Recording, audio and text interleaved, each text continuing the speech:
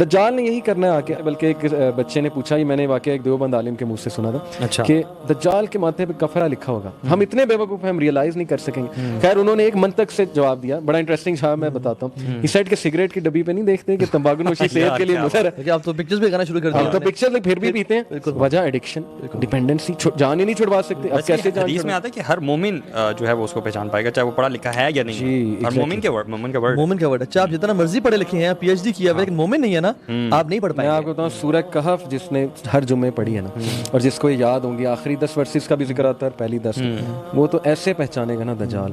اگر آپ آج کل کے فتنوں سے نہیں بچ پا رہے, نیٹ فلکس کا فتنہ, خواتین کا فتنہ, مال کا فتنہ, اپوزٹ جینڈر کا فتنہ, پورن کا فتنہ, تو پھر آپ جو یہ چھوٹے موٹے فتنے ہیں, تو پھر کل دجال کا جو سب سے بڑا فتنہ آئے گا اسے کیسے بچ پائیں گے؟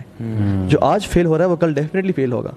اور آج اگر ایمان ہے تو ہم ان فتنوں سے بچ جائیں گے, اور کل کو دجال کے فتنے سے بچ جائیں گے. تو اپنے ایمان کی حفاظت کریں, اور اللہ تعالیٰ سے امید ہے, اور اللہ تعالیٰ سے مدد مانگیں, دعا کثرت کے ساتھ کریں کہ اللہم انا نعوذ بک من فتنۃ المسیح الدجال. اور اس کی بہت ساری دعائیں ہیں, کثرت سے اللہ سے دعا کریں کہ یا رب تو ہی بچا سکتا ہے, ہم تو نہیں بچ سکتے, تو نے ہماری مدد کرنی ہے. اور اللہ تعالیٰ ہی ہمارا حامی و ناصر ہے, وہی مدد کرنے والا ہے, اس کی مدد کے بغیر ہم کچھ نہیں کر سکتے.